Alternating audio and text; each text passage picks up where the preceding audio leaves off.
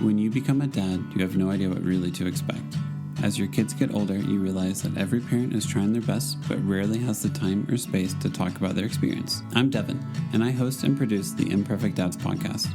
I believe every dad cares deeply about their family and needs a space to talk about it. Most of my conversations are with musicians, authors, social media personalities, podcast hosts, and everyday dads. I've even had on some of my favorite musicians, like Matt Pryor and Jim Suptic of the Get Up Kids, and everyone from Jason Isbell's band, The 400 Unit, Chad Gamble, Souther Vaden, Will Johnson, and Derry Deborah. Parenting challenges you and expands your definition of love in ways you'd never expect. The Imperfect Dads is where dads go to talk about their mental space, hopes, exhaustion, and humor that's all part of the journey. Find the Imperfect Dads podcast on your preferred platform, and make sure to follow us on Instagram or TikTok at the Imperfect Dads podcast.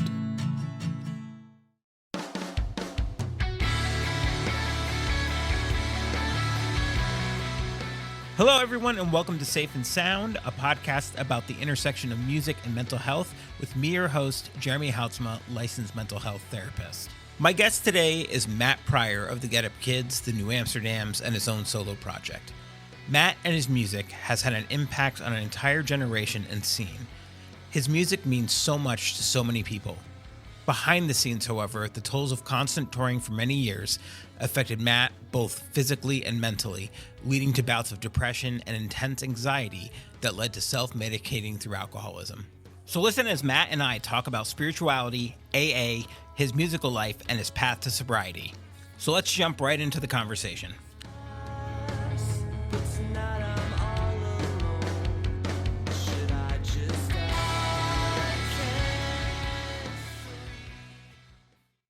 Well, we're doing it, man. We're finally doing it. Apparently, I can't get time zones correct.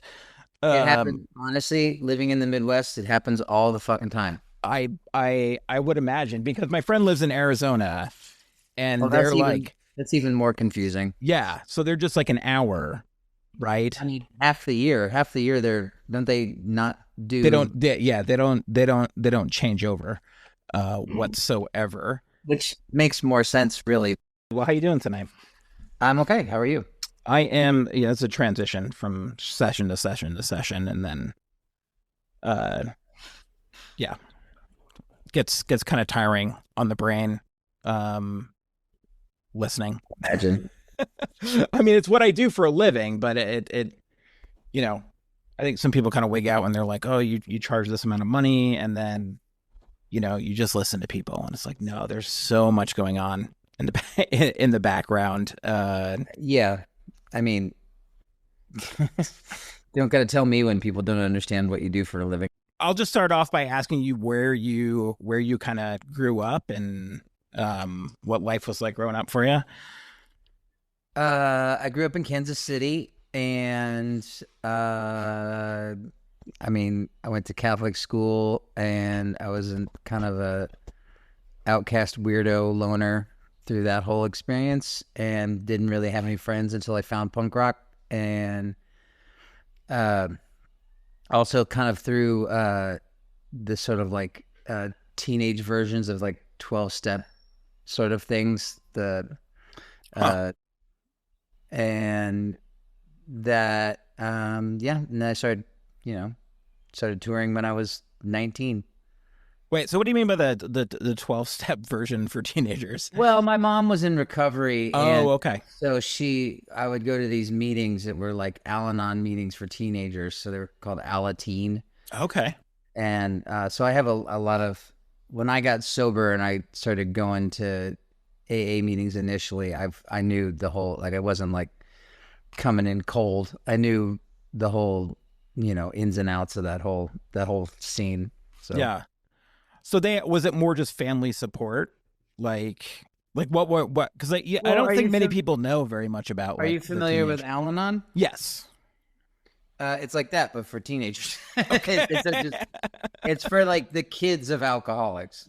Okay. It's for it was just a place where you could, like, people whose parents or other loved ones, or even like sometimes it was people who were in recovery themselves who didn't want to go to the regular AA meetings because they were full of creepy old men. Yeah. And so it was a more of it's like a youth group for fuck ups. Sure. You know, like, and the children of fuck ups. How long is your mom, or how long was your mom sober for? Is your mom still living, or? Yeah, she's alive. She's got 35 years. That's I think. crazy. So That's awesome. How many do you have? just over 3. Okay. Are you a frequent goer of AA meetings? No, not anymore. I kind of fell out.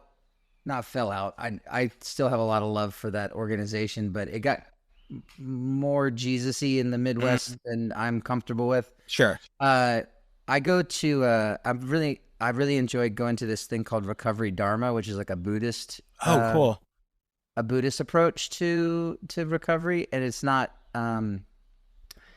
it's not like, you know, a lot of AA, the whole thing is very like Judeo-Christian, kind of shame-based a little bit, and I find that the Buddhist approach to it is more like both positive and more about like finding the strength within yourself. You know what I mean? Like as opposed to like surrendering to some Higher power.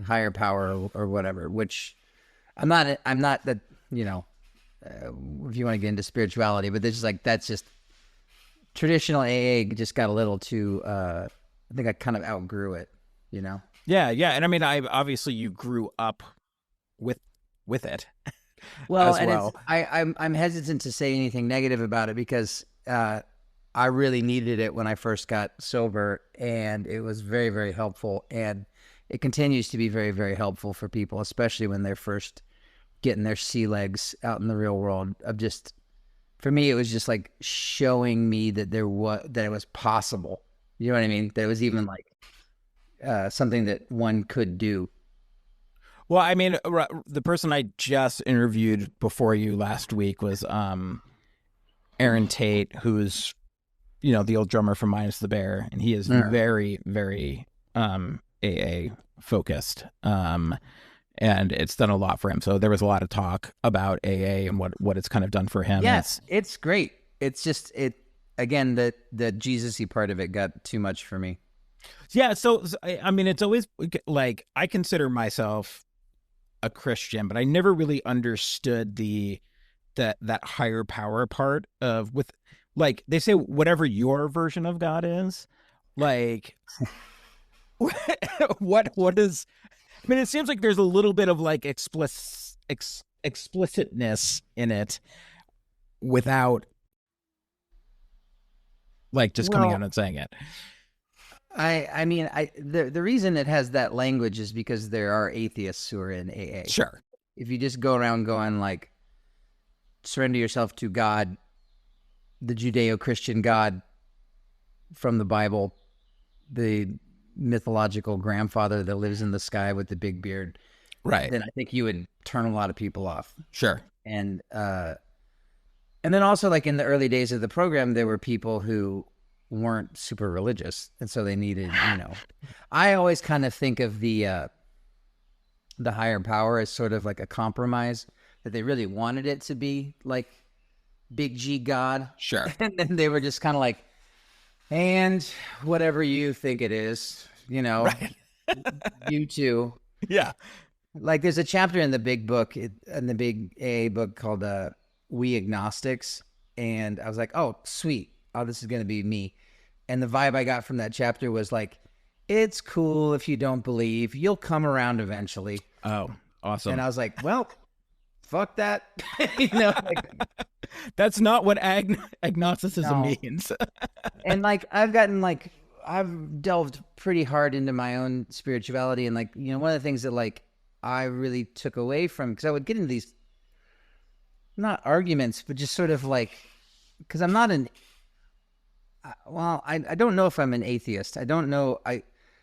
I'm not a theist. I don't believe in like one singular dude that lives in the sky, you know, or multiple dudes that live in the sky. It's always dudes. Right. At least where I grew up. But I do believe that there's something unexplainable out there in the universe. And there was this old timer at a meeting one time who was just like, that's what my higher power is like, I know that it's bigger than me and I don't feel the need to have to explain it.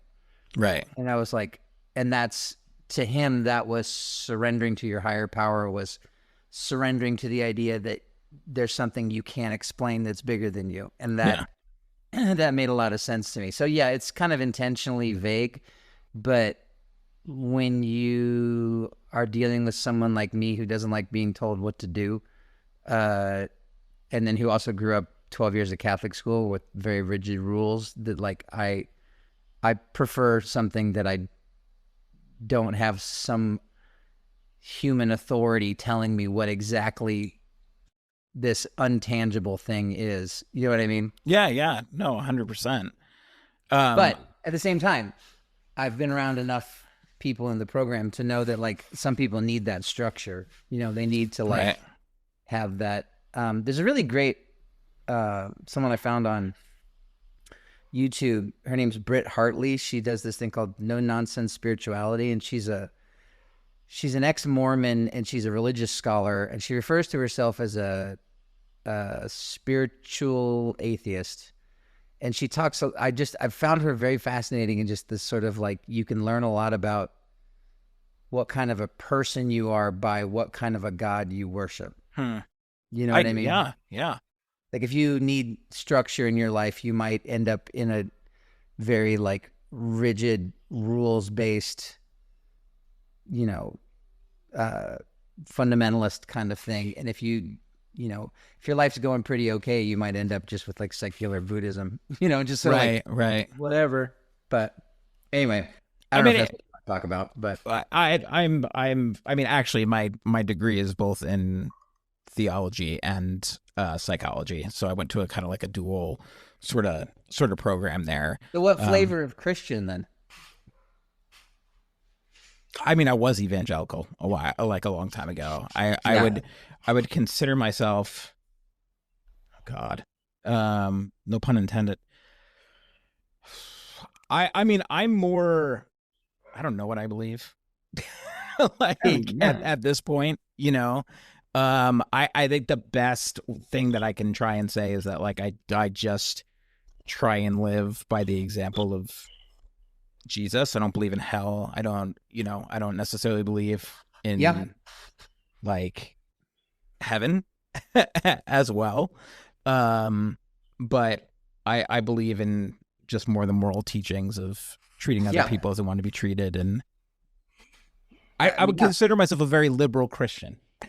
That's what I would consider myself. Yeah. And how I interact with. I think I very much feel the same way. I think that like everything that JC had going on was pretty righteous. It's the people who misinterpret him that piss me off. Yeah. And I don't want anything to do with. You know. I mean the Christian nationalists. I went to a really fun, even like the prosperity gospel stuff. That's what I grew up with. Yeah, that's what I was kind of guessing, but it was like, I mean, and I didn't have that growing up Catholic actually, because it was a very like, kind of like socialist Jesus, sort of like feed the poor kind of thing. Yeah, it got the parish I grew up in got more conservative during the Bush years, as the kind of religious right was really like taking hold of the Catholic Church. I'm kind of curious, the modern Catholic Church and the whole like, you know, convert Catholic movement, the kind of J.D. Vances of the world, who are people like converting to Catholicism late in life. I'm kind of like, this is an interesting take on this. Right. You know, like, it's like, you know, Catholics are great. They've got a lot of problems, but they're certainly more laid back than evangelicals are. Yeah, no, and it's been really interesting because part of my story is that I went to Oral Roberts University, which is like, and is that Tulsa? Yep, Tulsa, Oklahoma. So I went there for 2 years. So that's the one with that giant fucking building that like... Yeah, the prayer tower. Yeah, I've been in that building. Have you? Why? Yeah, we played a show. What show was that? We played a show there, and Jim from Gedkids and I went to do a radio interview in that building, in that tower. And like, what year was this? Just like a couple of years ago. Oh, okay. So because it was like office, it was like an empty office space, but it was like the righteous gemstones come to life. You know, like There's crazy. giant praying hands. There's you know, all Which that is kind of wild stuff. to think about, that when you go to like the cathedrals in Europe, the Catholic cathedrals in Europe, that's just like the same sort of like, footprint as far as Right. like amount of money spent in like, but it's just like the difference in the architecture is so Right. striking, you know? Right, right. It's just like, this is what we think an expression of our love of God is, Right. Stories, tall stained glass windows, or the prayer tower, It's Yeah, just- oddly enough, like I said this. I met some of the best people in my life there. Like Yeah. my friend Dave, who to this day like is a really good friend of mine. They're huge Get Up Kids fans, but I met all the scene people, so to speak, there, and that's what we did. And it's because we couldn't drink, we couldn't do anything but go to shows. So that was our thing. That's what we did, and really got into the music scene around there, which was like honestly not that bad. Like our days were spent and evenings were spent going to like, we went to First Seems Forever, like all these different shows, So it's like this weird juxtaposition. There was this part of and I think a bunch of us were rejecting that part of Christianity too, that kind of prosperity gospel that was so invasive. I've that's never been a part of my. I mean, I'm not involved in Christianity at all anymore. But like I never got any of that stuff. And like even when I hear about it now, I'm just like, that's not right. Right. That's like the opposite, you Right. know, like, or this whole like the sin of empathy thing that like That's empathy fucked. that's so stupid. I'm just like, I don't know, man. It's just like, I can't think of anything that's just like so.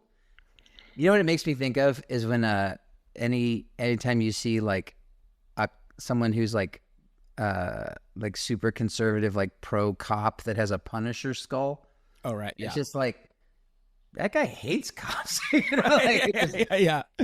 Well, the other day I was walking by and it was like somebody had a bumper sticker and it was like pro God, pro life, pro gun, and I was like, one of these things does not. It's not like the other.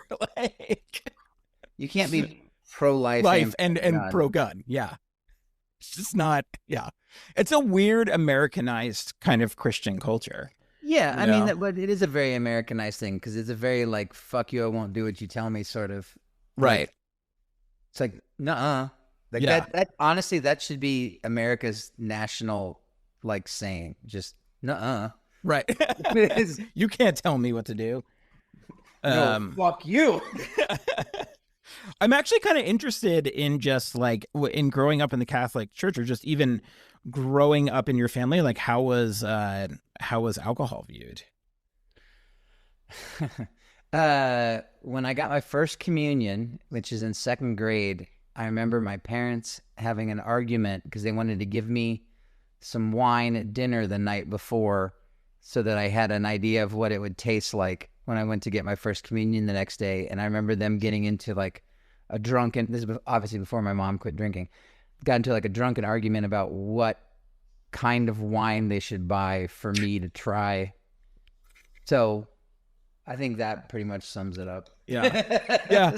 That's interesting because like I came from the evangelical culture, which is like alcohol is a sin.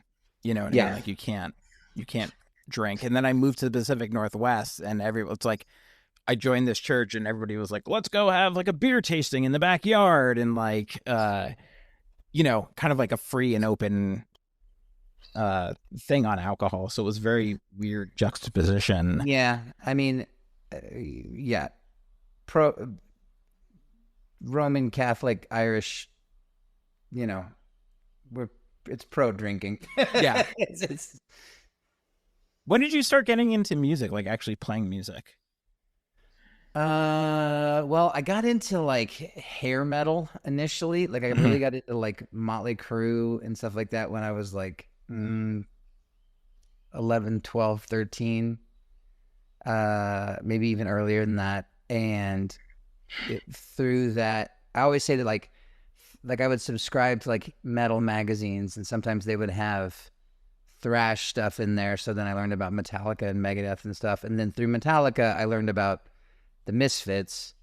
And then once you kind of like, you know, dip your toe into punk rock, then it was like Bad Religion. And then, you know, once I found Fugazi, it was just like, it was just like, it opened up absolutely everything. And then by that time I was getting into like, there was a local radio station, like a public access radio station that had a punk rock show on Sunday nights, and they would play like Butthole Surfers and like all the like weird. It was kind of like if Dr. Demento had a punk rock show. Like it was just like very weird, but like cool stuff. A bunch of like alternative, you know, No Means No and Dead Kennedys and like all this sort of stuff. So, but you know, and then like started going to all ages shows. And so yeah, like I started playing in bands when I was 15, and with people who were like 2 or 3 years older than me. And so I was always like the youngest person in the room. But yeah, and then just, you know, playing Nirvana covers and shit. When did you pick up a guitar? Like when did you decide? Or well, I played drums initially, and then I kind of, my mom had an old nylon string guitar like in the attic, and I got that out and just started kind of messing around with it. And then I took guitar lessons for a little bit and hated that. And then, like, you know, one of the beauties of punk rock is that you don't have to be very good to play it. So I remember buying like guitar magazines when I was still into hair metal, or still into just metal in general. And like you'd buy those ones that had like the tablature in it, and it was like how to play the solo in Master of Puppets. And I was like, this is well above my pay grade. But then when Nevermind blew up, and it was like, here's the tab for Smells Like Teen Spirit. Right. It's just like, yeah, the lead guitar goes down. Yeah. Down. Like that's like, accessible. I'm like, I can handle this. Yeah. When did you get into songwriting? When did I get into song? I mean, I was always in bands that wrote their own music. Like, I mean, the first band I was in that like wrote their own songs was called Take a Joke. And I played drums and guitar. Like me and the drummer would alternate. And we would write like just weird songs. And then I was in like this noise band in Kansas City where I was like just playing guitar. And then it wasn't really till like the band that Jim and I had before Get Up Kids was called Secret Decoder Ring, and it was like a fast pop punk sounding sort of thing, like an Epitaph or like a Fat Wreck early Epitaph kind of thing. And that's when I really started getting into like writing melody and that sort of thing. And then I don't know that I ever really considered myself a songwriter until much later. Probably like Something to Write Home About is probably the first time I thought of myself as a songwriter. What caused that shift for you? I wrote the actual songs. Like I would just like write them. I would just like write them out and like demo them and stuff. Like as opposed to just going like, hey, I've got a riff and like bringing it to the band, which is songwriting. But right.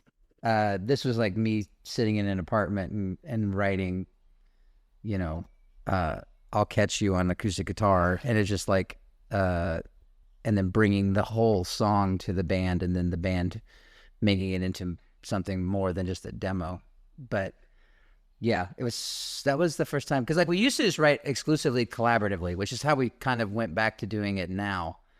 Where it would just sort of be like, you just kind of like jam. It takes for fucking ever, but you like jam on stuff like over and over and over again, and like try different parts, and you know, just really try to mold it into something, you know, that's sort of unique to the people who are in the room, which is why the early Get Up Kids stuff doesn't make a whole lot of sense from a songwriting perspective, because it'll be like, oh, the hook happens once at the end of the song. Mm-hmm. You know what I mean? Like it's like, well, that's a chorus. You know, like we should do it more than once. But you know, when you're 18, like you don't know. I mean, but that's I don't know, that type of songwriting style. I just, you know, I listen to a lot of like Hopes Fall, right, and like it's in the beginning, their stuff was like completely non-structured, it would go from one thing. And I just thought that was sick. You know what I mean? Like there's something unique about it, right? Because I grew up more in like listening to bands that were very cookie cutter in their A-B, type pattern thing going, For me, I found that like, because I'm such a fan of melody and of pop music in general, that like I want to have things that have a certain amount of structure, but then to not be rigid about the concept of that structure. You know what I mean? Yeah. Like, but I don't want to do things that are weird for the sake of being weird. Yeah. You know what I mean? Like I want things to still be like catchy and hooky and make sense. But then at the same time, sometimes it's very liberating to just be like, if you're not trying to write in that sort of like pop music format, which you don't have to go A, B, verse, chorus, bridge, chorus out right every time, right. And don't get me started on my thing about weak bridges in songs. It drives me absolutely crazy. But, there's something that's very liberating about, it's almost like in a jazz sort of way of like not having to worry about that particular, like staying in that particular box. Right. Yeah. But I think there's a limit for the amount of people that actually want to listen to that stuff. Sure. But I mean, like, I don't know. I find that most musicians are writing, and this might not be the case for you, writing for themselves a lot of the time than for anybody else, and yeah, I mean, I think that you have to ultimately do that. Otherwise it just, you can smell the disingenuous on it.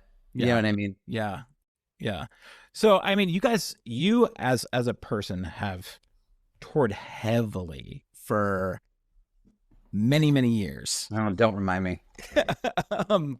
And the thing that always kind of strikes me about I wonder for you, like I always hear, tour was a blast, had its challenges. When you're young, you're kind of just like able to kind of go with the flow. Not to say there isn't an emotional toll or whatever, but being older, it's obviously a little bit different. What do you think as far as both like mentally and physically the differences are for you now back then when you started with the Get Up Kids or, the late 90s, early 2000s? Well, I don't know that the what's the word? I don't know if the job description has changed very much necessarily over the years. Or the parameters of the job. I do want to say there's a difference. There are different levels of touring that are harder on you physically and emotionally. Like touring in a van is a lot harder than touring in a bus. Touring in a bus has its own problems, but touring in a van, just the sheer act of sitting for 4+ hours a day and then having your diet suffers because you're having to eat, more in a transitory sort of way. And then also just not having like space to lay down and, stuff like that.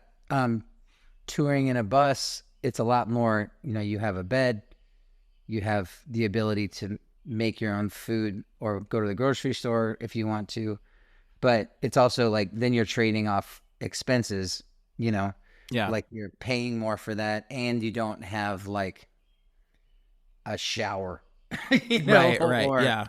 Or a shitter. Like you can't shit on a bus. And so like, I know I was just on the bus with Steve and I was like, can I use the bathroom? And he was like, don't poop. Yeah. I was like, okay. Well, and then when you're a drinking person on a bus and you wake up in the morning and you're like, yeah, you're just like, I got to find somewhere to, you got a time when you're going to have that first cup of coffee because you got to make sure that you can get to exactly what we were talking about. Yeah. Which is like that's not the thing that like, fictional rock stars have to worry about. You know what I mean? Yeah, like, exactly. Yeah. Like my wife and my daughter are watching the Interview with a Vampire TV show. And I guess at some point the vampire Lestat becomes a rock star. And I immediately thought of like, well, I guess he doesn't have to shit, Right. because it's like he's not gonna have to find somewhere to take a shit, because he's immortal. But it's so, but it's I still don't, even in sobriety, I still don't sleep very well on tour buses. I can't imagine anybody would. Some people love it. It's like sleeping on a boat or sleeping on a train, they say. Yeah. But I find it to be sort of like I find the motion to not help me. Like it might help me like fall asleep, but it won't help me like Just keep stay. me asleep. Yeah. And then just the sort of like, there's a real like monotony to it, because it's this sort of like, I call it a collapsible life, where it's just like you have to set everything. You're like carnies. You have to like set everything up every day, and you have to tear everything down every day. And you have to put on a show, and it's a lot. It's draining. And then if you're in the type of person who does like after party kind of things, then like that's taxing on your body too. And Sure. just,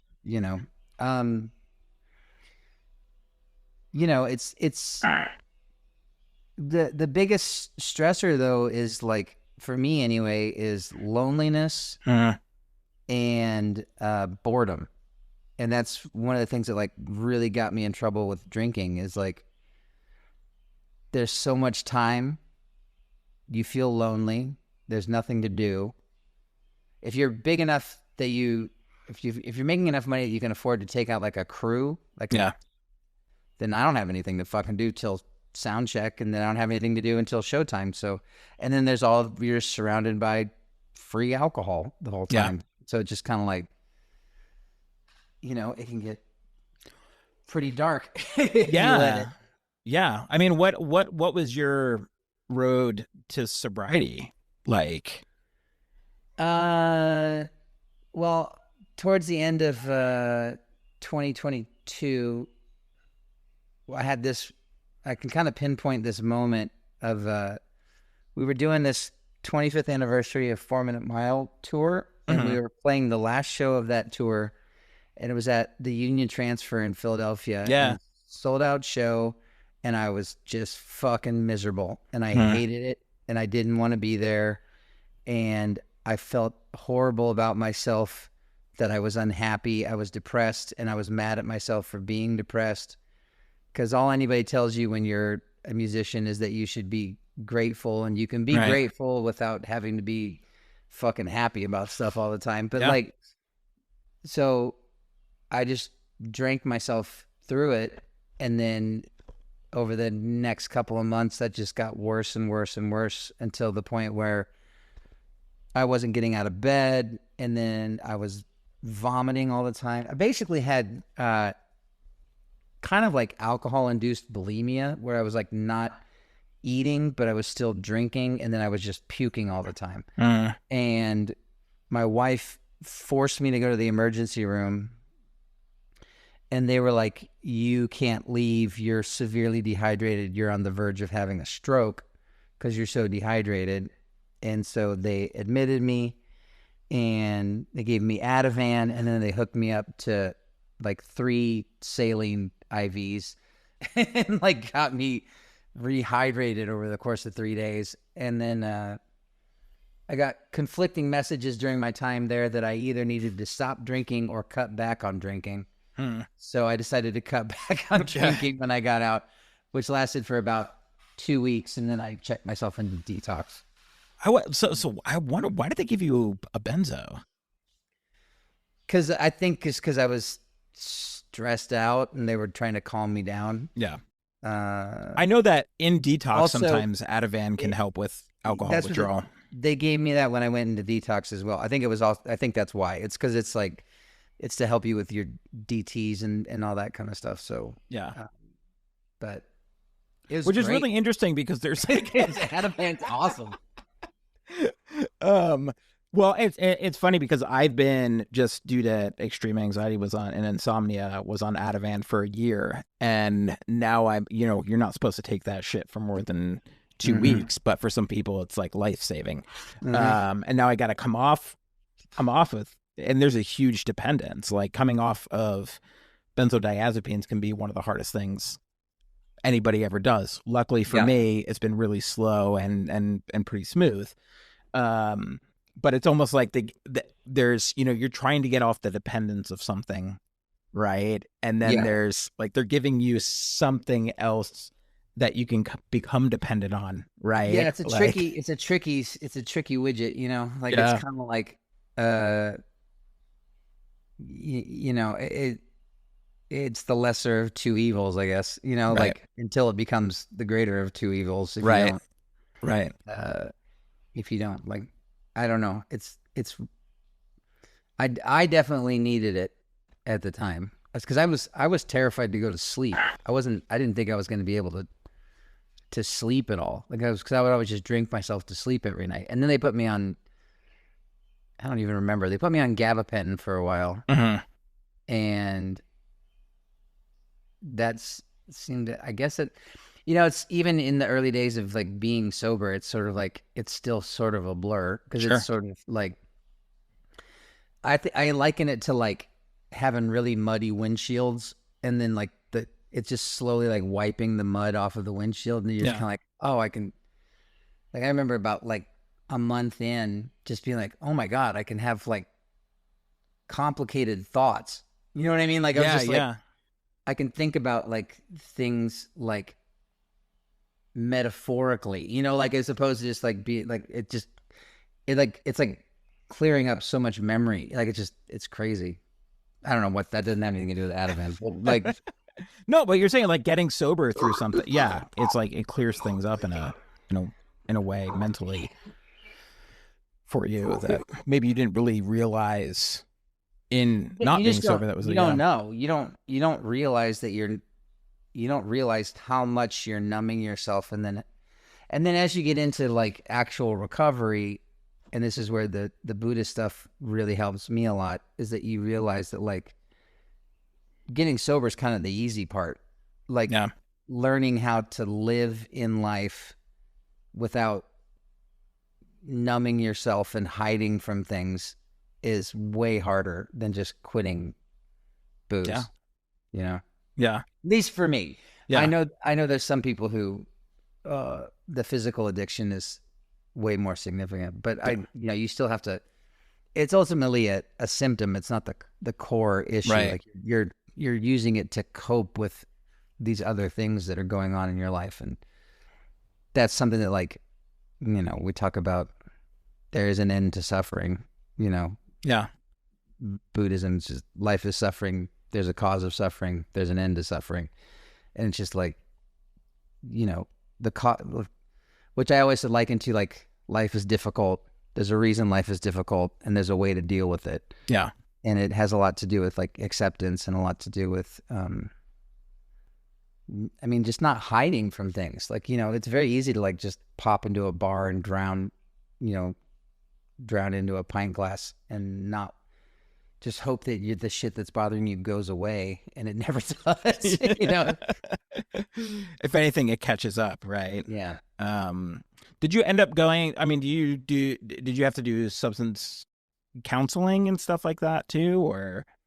I didn't have to do anything. I was there voluntarily, and I even got to leave voluntarily because I was, you know, I was good. Like I was pretty committed to this by the time I went into detox, and they were like, once I got past the point of like being a fall risk and that I wasn't going to like have a heart attack from alcohol withdrawal, then they were like, you're good. You should probably do some sort of either outpatient or like recovery, like start going to meetings. And so I just decided that, I mean, I did that whole, like, I went to like 2 to 3 AA meetings a day for like 2 months.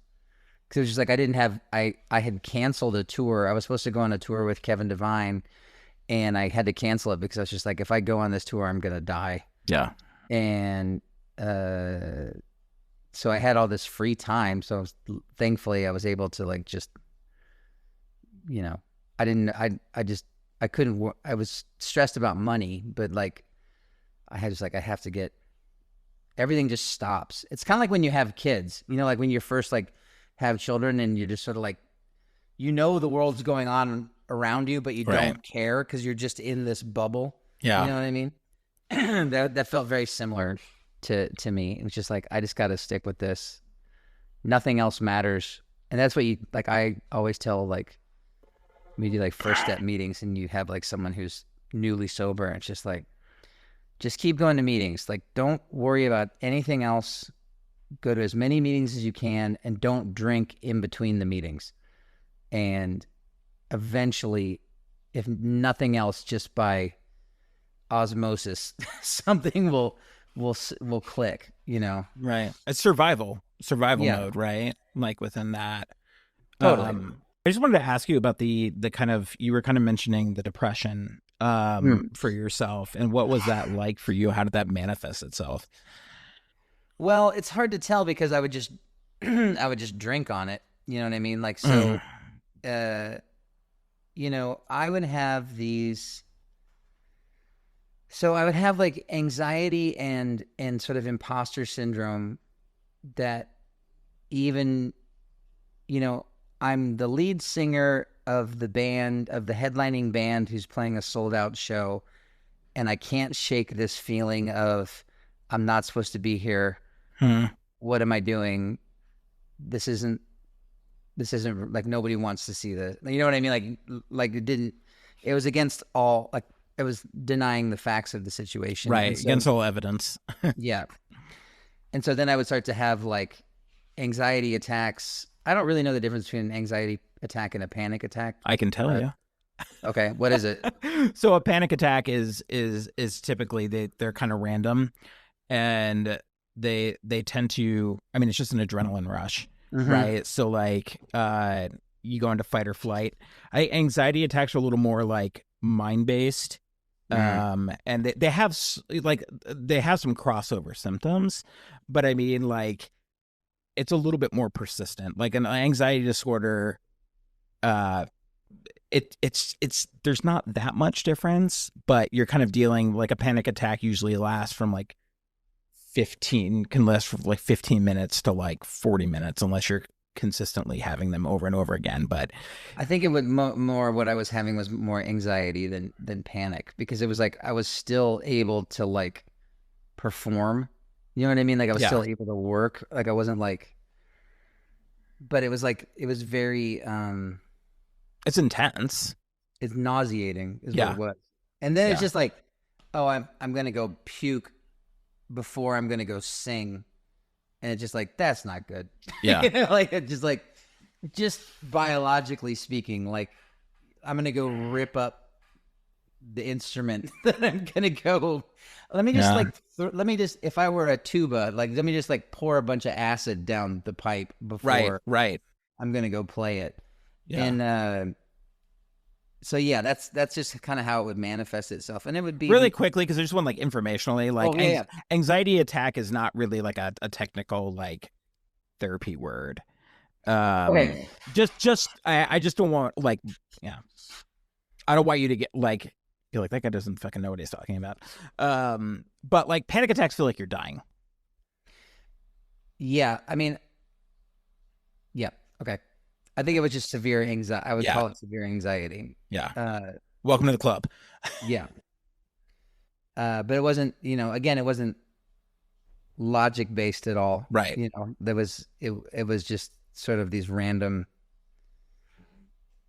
fits of depression and anxiety. And a lot of it would be from like shame of feeling that way. Like being unhappy.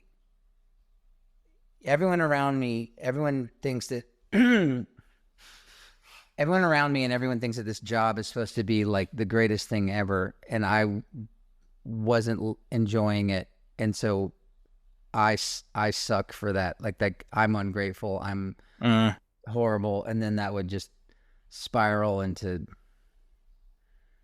till you have enough drinks, then you're like, no, fuck you, you know, and just right, and then it's because I would be more of like a introspective, sad drunk, and I would just end up like crying in the corner. And that's how it manifested itself. Yeah. But it's interesting because like, that one particular show in Philadelphia, like I've talked to people who were at that show and they were like, that show was great. We didn't have any idea. Right. And I was like, well, but that's like my professionalism, I guess, of Right. like being a performer, of just like, I don't want, you paid your money to see this show and it doesn't matter how I feel, Yeah.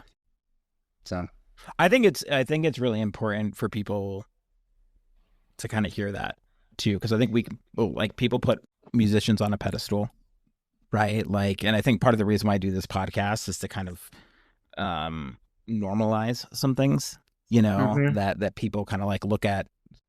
People want to be doing what you're doing, and it's like, hey, there's also there's a human side to this, right? We're all human beings. We all have struggles. Yeah, I mean, it's great marketing, I guess, as far as like describing this job. Like, I bristle whenever anybody, and it's usually people who don't know that I would find the term offensive. It's usually like one of my mom's friends or something would refer to me as a rock star. And I was like, no, I consider myself like a working class, musician. This is what I do for a living. And I work really hard at it. And it's, the times that I've been in situations where I was able to act in that sort of manner that is portrayed in media, as far as like this like quote unquote rock star life, the times that I've had those opportunities to behave that way, I didn't like it. It didn't feel like me. And it just, it's a weird thing to like try and demystify that, because you sound like I feel like I sound like I'm complaining about it, and I'm not. I'm just trying to like explain what the reality of the situation is. Right. Because then there's the whole aspect of it, and I think you'll understand this too, of just like it's a dizzying high of being on stage and having people sing along to songs that you've written, that then just completely collapses about an hour and a half after you walk off stage, and you walk into a Walmart at 3 a.m. to buy socks. You know what I mean? Like, it's just sort of like or you have to go to a gas station to get a burrito because nothing's open after you get off work. You know? And it's just these sort of like dizzying highs and like terrifying lows, and it's just your body doesn't. It's not built for that. Right. You know what I mean? Right. Yeah. I mean, it's because I'm sure too, when you're kind of like that high is also like adrenaline run, and you know what I mean? Like there's certain amounts of that. And like when you're running on adrenaline or you're running on that kind of high, like there has to be a come down, right? Like it can't. Yeah. Yeah. It's exhausting. And then but then the other part of it is that like, when I get done, so if me clocking out is walking off stage, that's when everybody else that's there is clocking in to have a party. Right. You know what I mean? So like everybody starts coming backstage, and it's just like, and I'm just like, I'm done. Like I need to decompress. I need quiet. Like, do you know how loud we are? Yeah. Do you know, like, yeah. And like, my bandmates are not like that at all. They kind of like, for them, the gig is just sort of the amuse-bouche to the evening. You know what I mean? Like, it's interesting. Sort of Yeah. Like, and so we have to have sort of a compromise there, because like I am just not. I think I'm an introvert who can pretend to be an extrovert for an hour and a half every night. Sure. You know what I mean? Yeah. Yeah. Just 100%. Like, and then after that, I'm like, all right, I'm done. Yeah. That makes a lot of sense, for sure. So, but yeah, I appreciate you doing that kind of stuff. Of like, I think the more, it's like mental health in general, the more you like talk about what this actually is, as opposed to like pretending that it's something that it's not, or like that there isn't struggle, then you're just normalizing it, and that I think that's good for everybody. Yeah, I think it's doing what I do as a mental health therapist, and I'm also a musician myself. I don't, I don't play shows anymore or anything like that. There's a unique combination and intersection, I think, between playing music and just the way people deal with it in mental health. But there's a whole dark side to it. Yeah. Too, you know what I mean? Like, and that was something that I really kind of wanted to show people is just like, it's a way, it's a cathartic mechanism for people, but like, yeah, it is not easy to go on tour. It's not easy to be in a van. It's not easy to be away from your family. It's not, those things have costs, You know what I've kind of come, I'm just thinking about this now because I've been trying for a long time to do this exact same thing of just like be open and normalizing the difficulties of it. But lately I've been kind of feeling like taking that to the next, I guess, logical conclusion of just like, this is the reality of the situation, but here are some ways to help you deal with that. Right. And I think that like for a long time we're still in that phase of like just educating people, and it's sort of like, but now that if everybody's going to know that this is a difficult thing to do and that it's okay to feel that way if you're a touring musician, then it's just like, okay, now you need the tools to like get through it. Because I found over the last 3 years that like I can do this and still be sober and I mean as sane as one can be in this job, you know. But because we're coming to a close, I mean, what are some tips and tools that you have for kind of dealing with that as you've lived this? For me on tour lately, I need a certain amount of like some sort of physical activity, like even just walking. And I found that like by wanting to like walk on a bus tour, I'll get up and just like wander the city for 2 hours. Uh-huh. And it's like I'll get all my steps in for the day, but then just like I actually see more of the city than I think I ever have in previous tours. Yeah. And then sleep and diet are important, and like diet doesn't mean like you have to eat just quinoa and kale the whole time. Like if you're in a place that has really good smash burgers, and get smash burgers, but there's just like you don't have to eat gas station fried chicken every day. You know what I mean? Like, yeah, and that it helps. And I'm type 1 diabetic, so like that's always been a challenge for me, and that's but then also just like having space and doing things on your own, I find to be really important, because you get into this sort of like herd mentality, and then you kind of, it gets sort of weird. Like you can't do things on your, like it makes you lose a certain amount of your independence, I think. But, and that and sleep, I don't sleep enough, and I wish I slept more, but it's really important. And drinking lots of water. And asking for help, Yeah. And having boundaries. Fuck. Should have led with that. Just like just being like, I don't want to do that. And I'm not going to. And not be, and like, if everybody is like trying to like pressure you into doing something, like, well, we all voted on this, and it's like, I still don't want to do it. Right. Like, I'm not going to, like, sorry. Yeah. Like, I'm not comfortable with that. Or, let's talk about this tomorrow. You're drunk. Like right, just right. shit like that. Like, or we're drunk. Let's talk about this tomorrow. Like, yeah, that's a big one, at least in my band.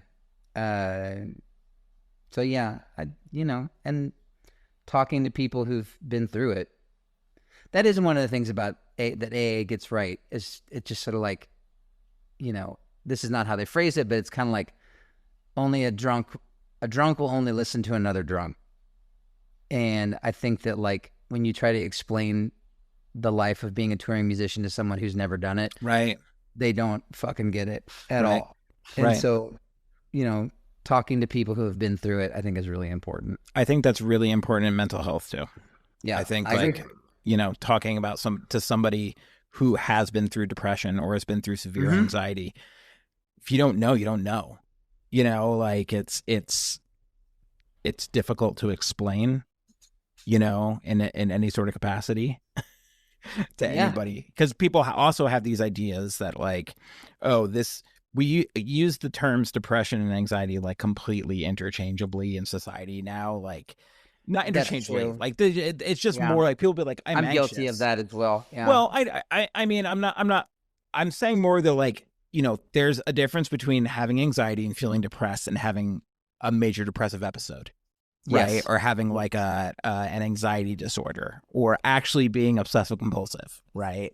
In those things. And it's important to talk about those things. But if you've gone through it, you're kind of it's important to know whether or not somebody's actually gone through it, you know, type of thing. So Matt, I will let you go. Thank you so much for doing this. Yeah, I'm glad we finally got the timing figured out. Yeah, yeah.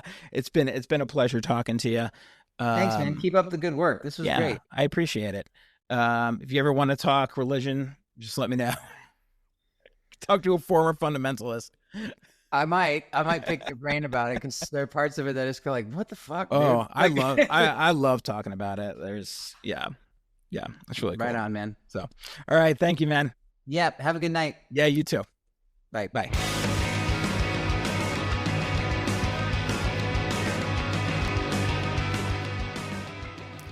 That does it for this episode. I'd like to thank Matt for coming on again and sharing his story.